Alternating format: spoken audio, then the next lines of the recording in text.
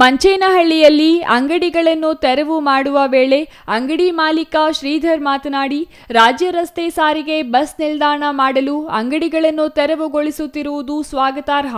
ಆದರೆ ನಾವು ಇಲ್ಲಿ ವ್ಯಾಪಾರ ನಡೆಸಿ ಜೀವನ ನಡೆಸುತ್ತಿದ್ದೇವೆ. ಮಾಹಿತಿ ಇಲ್ಲದೆ ಏಕಾಏಕಿ ತೆರವುಗೊಳಿಸುತ್ತಿರುವುದು ಬೇಸರ ತಂದಿದೆ ಎಂದರು.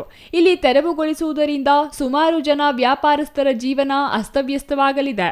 ಹಾಗಾಗಿ ಸರ್ಕಾರ ಇಲ್ಲಿನ ಅಂಗಡಿ ಮಾಲೀಕರಿಗೆ ಪರ್ಯಾಯ ವ್ಯವಸ್ಥೆ ಮಾಡಿಕೊಡಬೇಕೆಂದು ಮನವಿ ಮಾಡಿದರು. ಇನ್ನು ತಾಲೂಕು ಪಂಚಾಯಿತಿ ಇಒ ಜಿಕೆ ಹೊನ್ನಯ್ಯ ಮಾತನಾಡಿ, ಮಂಚೇನಹಳ್ಳಿ ನೂತನ ತಾಲೂಕು ಕೇಂದ್ರವಾಗಿದೆ.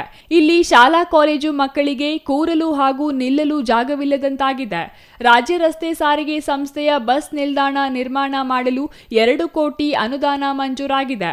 ಶೀಘ್ರದಲ್ಲಿ ಕೆಲಸ ಮುಂದುವರಿಸದಿದ್ದರೆ ಅನುದಾನ ರದ್ದಾಗುತ್ತದೆ. ಹಾಗಾಗಿ ಕೆಲಸ ಪ್ರಾರಂಭಿಸಲಾಗುತ್ತಿದೆ ಎಂದರು. ಮಂಚೇನಹಳ್ಳಿ ತಾಲೂಕಾಗಿದೆ. ಹಾಗಾಗಿ ಮಂಚೇನಹಳ್ಳಿ ಡೆವಲಪ್ ಆಗೋ ಉದ್ದೇಶ. ಇಲ್ಲಿ ಎಲ್ಲ ಮಕ್ಕಳು ಸ್ಕೂಲಿಗೆ ಬರ್ತಾರೆ, ಅವರಿಗೆ ಬಸ್ಸಲ್ಲಿ ನಿಂತ್ಕೊಳ್ಳೋದಕ್ಕೆ ಜಾಗ ಇಲ್ಲ.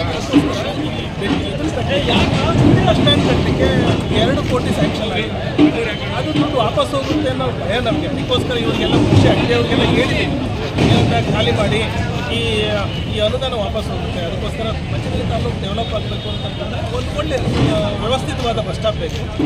ಅದಕ್ಕೆ ಸಾರ್ವಜನಿಕರು ಎಲ್ಲರೂ ಸಹ ಕೆಲವು ಆಕ್ಸಿಡೆಂಟ್ಗಳು ಸಹ ಆಗಿದೆ. ಕೆಲವು ಪೊಲೀಸರಿಗೆ ಅದೆಲ್ಲ ಗೊತ್ತಿದೆ. ಈಗಾಗಲೇ ಅಂಗಡಿ ಮಾಲೀಕರಿಗೆ ಒಮ್ಮೆ ಮಾಹಿತಿ ನೀಡಲಾಗಿದೆ. ಅವರು ಪರ್ಯಾಯ ವ್ಯವಸ್ಥೆ ಮಾಡಿಕೊಳ್ಳದಿರುವುದು ಅವರ ತಪ್ಪು.